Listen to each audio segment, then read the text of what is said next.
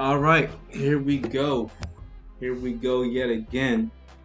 What's going on, y'all? I appreciate y'all for supporting the channel right off the bat. Right off the bat, I gotta show some appreciation, show some love for all of the new subscribers. If you're a new subscriber, I want to salute you. I really do appreciate your support. As you're coming into the room, do me a personal favor. Be sure to hit the thumbs up button. It really motivates me to keep this thing going, trying to get more consistent, trying to keep dropping consistent content. We got so much stuff to talk about. Sometimes I get overwhelmed because it's like, just look out in the world. There's so much to talk about. Sometimes you don't know where to start, but we got to start somewhere. Now, yesterday, I was talking about how I don't appreciate hundreds of billions of dollars going to these wars in Ukraine and Israel. Right? This is what I was talking about. And as I was speaking on that topic, I mentioned something about the crisis that the United States Army is facing as far as recruiting goes. And this is something that it occurred to me, maybe a lot of people don't really understand how serious this issue is. We're known as the United States is the most powerful military ever in history, right? So a lot of times we get some false confidence, some false bravado as knowing that we're the strongest, we're the biggest. But you see, there's a lot of different nations at one point in history were the strongest and biggest country, the most powerful country in the world history has ever seen. But keeping that status, keeping that title is the question. How long can you do it? Can we do it forever? Can we do it forever? I don't know. But this is something that a lot of people take false confidence in believing that, yeah, we'll always be the most powerful. Well, we've got nukes and we've got allies but something else that I mentioned also was it's almost as if there's an intentional collapse of this great society that we call America, this powerful society that we call America. Why do I say that? In my very brief history and experience in the U.S. military, one thing that I noticed was it's a very good and accurate census of all the people in America. What do I mean by that? I mean, when you're in the Army, you'll see quickly, you've got some black folks, you've got some white folks. You've got people from all over the country, Alabama, Nevada, Oklahoma, Ohio, DC, Pennsylvania, Georgia, Virginia, everyone. There's people from every demographic, every background. All right, every background. Whether you be Hispanic, Black, Indian, Jewish, Muslim, every background you can find in the United States Army. One thing that makes the United States Army great is the fact that all of these different nationalities can work together to achieve a common goal. When you're in the United States Army, and anyone who's in the Army, anyone with any type of military experience can tell me if I'm lying. Put it in the comment section, call me a liar, and tell me if what I'm saying is wrong.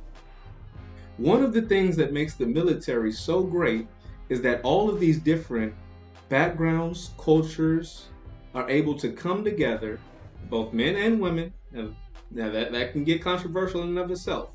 But all of these cultures, this is what I primarily want to emphasize. All of these cultures are able to come together, Republican, Democrat, whatever, are able to come together and understand I've got your back, you're my battle buddy, and I'm your battle buddy. You've got my back, I've got yours. Now, what we're seeing today is declining confidence in the U.S. military. We're seeing our adversaries, China, Russia, India, Iran, I'm talking about the BRICS nations, Brazil, Iran, Saudi Arabia. We're seeing our adversaries come together. They're coming together. They're being the most united. While here domestically, we are becoming more and more divided. And this mentality, this culture of division and confusion is beginning to infect our military. Why do I say that? I'm going to show you. I'm going to show you why I say that. They first start off with the kids. They start off at the youth. We want to accuse them. We want to demonize masculinity. We say, hey, you don't have to be a boy if you don't want to be. You can be a girl if you want to be. We're starting to attack masculinity. We're starting to attack traditional gender roles. We're trying to attack the things that traditionally make the man honorable. His ability to self-sacrifice, his willingness to self-sacrifice, delayed gratification, sacrifice for the future, sacrifice for the well-being of the country. We've started to attack that and demean it. But the problem is the military is grabbing people from this society that's already being divided. Today we're going to go over some articles, some videos, and if you don't believe what I'm saying, I'm just going to play the videos, I'm going to read the articles, and you make up your own mind. You can leave it in the comment section. Tell me if I'm confused. All right? Tell me if I'm confused. Exhibit A. Exhibit A. This is the U.S. Army official website. Okay, this is the United States Army's official website, recruiting.army.mil. All right, what is it saying here? Labor market. It says recruiting challenges. Recruiting challenges. Labor market. Most challenging labor market since the inception of the all-volunteer force. Why is that important? Right now we have an all-volunteer force. What do you think would happen if we had two major scale wars simultaneously? Do you think that this all-volunteer force would stand? Or do you think that a possible draft could be floated? I don't know. I'm not making up any minds here. I'm just relaying the information. You tell me what you think. Awareness. 50% of youth admit they know little to nothing about military service. Don't know how to shoot a gun, don't know how to hunt, don't know how to fish. Not that hunting and fishing is necessarily part of the military, but survivalist skills, ability to go outside, ability to build something, ability to... Okay, I digress. Here's the part that I wanted to highlight. Qualified youth. And I want to make sure you all are able to see this. Qualified youth. Who is even able to join the military? 71% of youth do not qualify for military service because of obesity, drugs, physical and mental health problems, as well as misconduct and aptitude. Obesity, lack of discipline, inability to delay gratification leads to obesity. Drugs, people partying, the youth, physical and mental health problems. We see all the mental health issues going on in America because of all the confusion that these kids are being grown up with. Kids are going through puberty with counterparts who were born men and now saying that they're women and their parents are supporting it. Imagine the confusion that these kids are growing up with. They have to go through these selections and find their future mate, build their house on solid ground, solid foundation, with people who could trick you. They're doing hormone blockers. They're getting surgeries as preteens. Okay, all right. Family businesses. 80%, 79% of recruits have a relative who served. Most of us do. I have a stepdad who's lieutenant colonel in the Army. I got people in the family. Everyone has military. Everyone who's actually from here, who go back generations. Most of us do have family members in the military. Disconnect with society. Only 1% of the population currently serves. Veteran populations are declining. So this is from, they're not hiding. I say all that to say they're not hiding it. The U.S. is openly on their official website saying, "Hey, we're having some recruiting issues, recruiting challenges," highlighting its own personal page. Go do your own research. And do you think that these wars that we've been in and that we're going into, do you think that they're a high morale booster for this youth? You think they're going to be quick to, first of all, volunteer? But then, even if they were to reinstate a draft, do you think that this youth, the people who live in here in America, are going for that? These folks? I don't know what kids y'all been hanging around. I don't know what youth y'all got in your families. All these protests that these youth have grown up seeing lived through 2020, lived through 2021, lived through these teenagers, these young people in their young 20s. Because mind you, if you're in your young 20s, that means you were it's only 2023. Even if you're eligible, you're 18. You do the math. Do you think that generation is up for this task? War against Russia and China and Iran? Do you think that they're ready for that? I don't know. I want to second this with this. Maybe you haven't seen this information. So I'm going to just relay the information and allow you to come up with your own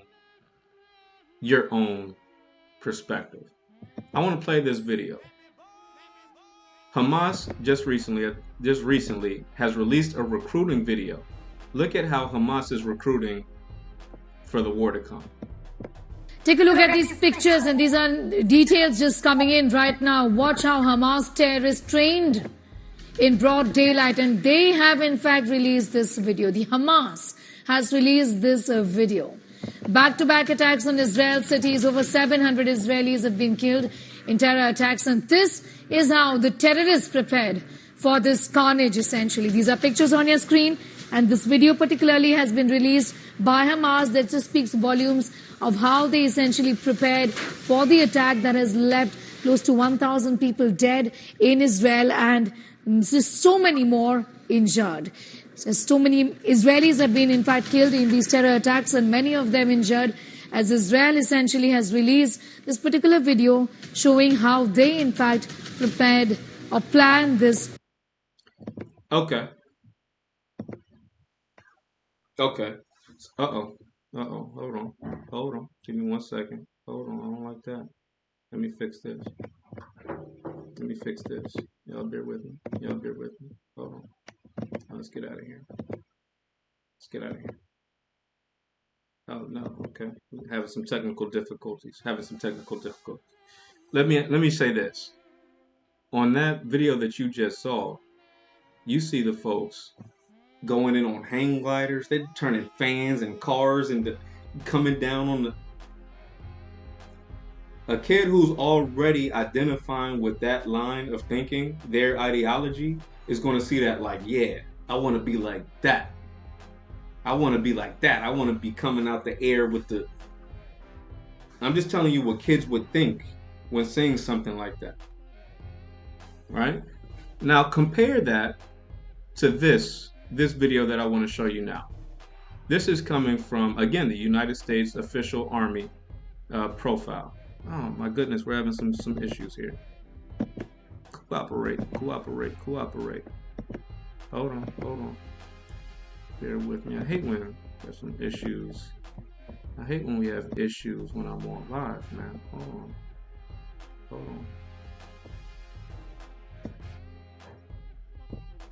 on. Okay, here we go. All right, let me see. And y'all be sure to hit the thumbs up button. Y'all be sure to hit the subscribe button if you're new to the channel. Y'all be sure to support the channel, man. I'm out here just giving you what's on my heart to give, man. Just telling you the things that interest me. All right. So here we go. All right, now just keep in mind that the video that you just saw was officially released. I think it was a week ago, possibly 2 weeks ago. from Hamas. It's a recruiting video. Now compare that to this video. It has 5 million views coming from the official army. Go Army. I think you can see this here. Official Go Army. You see the subscription. Go Army ad page. Check this out. This is the story of a soldier who operates your nation's Patriot missile defense systems.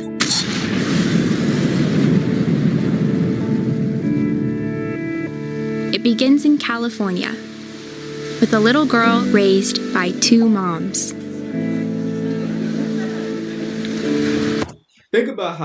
First of all, think about how this just started off. This is a recruiting video. You recruit people who are between the age of 18, early 20s, right? This is the prime age for recruiting a military soldier. 18, early 20s. Early 20s. That's prime time. The official Go Army ad is a cartoon about a girl with two moms. Think about who are you recruiting? Think about the audience. Who are you recruiting as an army? You're recruiting young men. You're recruiting 18 to early 20-year-old men. But this recruiting video with 5 million views coming from the official U.S. Army website begins a cartoon about a girl with two moms. All right.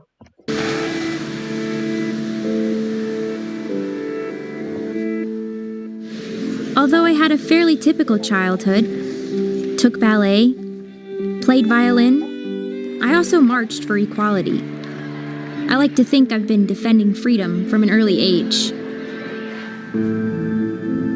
When I was 6 years old, one of my moms had an accident that left her paralyzed. Doctors said she might never walk again. But she tapped into my family's pride to get back on her feet, eventually standing at the altar to marry my other mom. With such powerful role models, I finished high school. I don't want to cut it. I'm going to let you finish. I'm going to let her finish. School at the top of my class, and then attended UC Davis, where I joined a sorority full of other strong women. But as graduation approached, I began feeling like I'd been handed so much in life. Okay. So the girl's mom's getting married. What does this have to do with the army? First of all, hold on. What does this have to do with the army? This is, mind you, if this is just a video just for the kids, okay, I get it. This is an army recruitment ad. This is an army recruitment ad. What does this have to do with young men? Why would this make young men want to join the military? What about this is appeasing to you so far? I think you've seen it.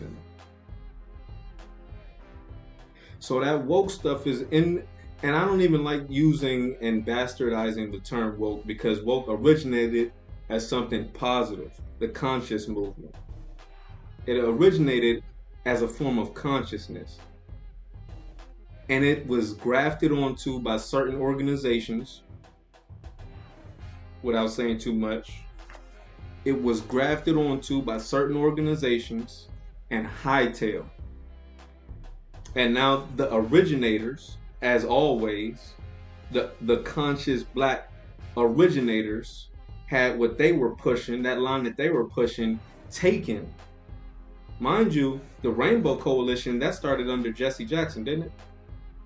And it had nothing to do with the Alphabet Boys. It had to do your research. Do your research. And that whole Rainbow Coalition grafted onto taking a whole different direction. So now that whole ideology, what they are now accusing as woke, which is not really woke. If you were actually conscious, you would know none of that is woke by the original terms. That whole ideology is infecting and confusing and ultimately destroying U.S. Army recruitment. Because the U.S. Army is only a collection of what the states have to produce. That's all it is. They're taking people from every state, every culture, every background, and they're putting them into a group and saying you all need to work together to accomplish a common goal. But that can get really difficult to do when you start adding unnecessary confusion. All right? I think I made my point as far as that goes. But why is this important? Why is this important? I got a few more articles I want to get out, and then I'll let y'all go. Why is this important? I want to show y'all something. Bear with me. I want to show y'all something. I got one more article and one more video. Y'all check this out.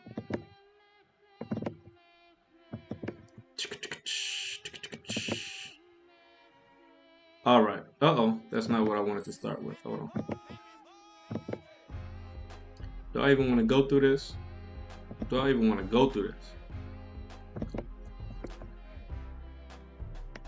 This is coming from military.com. I said something the last time I was on, and I gotta defend the statement. People are actually, I'll just read the article. Here's how much the Pentagon has spent so far to treat confused troops. The Pentagon has spent $15 million in the past 5 years to treat 1,892 confused troops, including $11.5 million for psychotherapy and $3.1 million for surgeries, according to the Defense Department data provided to military.com. Of the 243 gender reassignment surgeries performed on military personnel since 2016, 50 took place between January 1st, 2016 and December 31st, 2017. 193 occurred from January 1st, 2018 to December 31st, 2019. The 2 years after President Donald Trump announced via Twitter that he would bar transgender individuals, confused individuals, from serving in the U.S. military. All right. So Trump was trying to put an end to it. So everyone was like, "Oh, we gotta hurry up and hit." I'm going to digress from this topic. But this is something I wanted to point out to y'all before we leave. This was just announced a few days ago. Representative Kevin McCarthy, former Speaker of the House, has announced that there may be terrorist cells sleeping in the U.S. We're going to let him talk. Check this out. I'm concerned about a cell sitting inside America today. We just caught 18 people just last month on the FBI terrorist watch list coming across our border. More than 160 have done it this year, a record breaking. When we're looking around the Middle East and the uprisings popping up around Europe and others, they could be sleeper cells right now in America, but this administration has done nothing to change what's happening on the southern border. We have to step up together, building the broadest and deepest coalition to strengthen. Okay, hold on. I want to go back a few seconds so you can read that. The former House Speaker also said he supports Minnesota Rep. Tom Emmer to lead the House. Okay, blah, blah, blah, blah, blah. Listen, why is this important? Right now we're talking about military issues. We're seeing issues expanding, tensions rising in foreign lands. And we as Americans need not be complacent and have a sense of self-bravado as though things that are out there cannot come and affect us here. I'm saying we need to reserve our money, build up our protections here, secure our southern border so this won't be an issue. They've been telling us for the past few weeks, they've been telling us since October 7th, they've been telling us Israel just had no idea that the Palestinians, that Hamas was going to attack on October 7th. They've been telling us, hey, it took 6 hours, 7 hours for our police to respond, for our military to respond. They've been telling us, oh, they got caught with their pants down. They just didn't know. Do you think that's people think because we're in America and everyone has guns? Yeah, we have guns. Okay, all the civilians. I'm not saying they're just going to come shooting up our concerts or anything like that, but they have select targets. You got to start to ask yourself: was that train derailment in East Palestine? Was that really user error? Because let's not forget we've been facing some real issues here that we have no explanation for. I still haven't had heard an explanation as to why those chemicals were exploded on that train in East Palestine.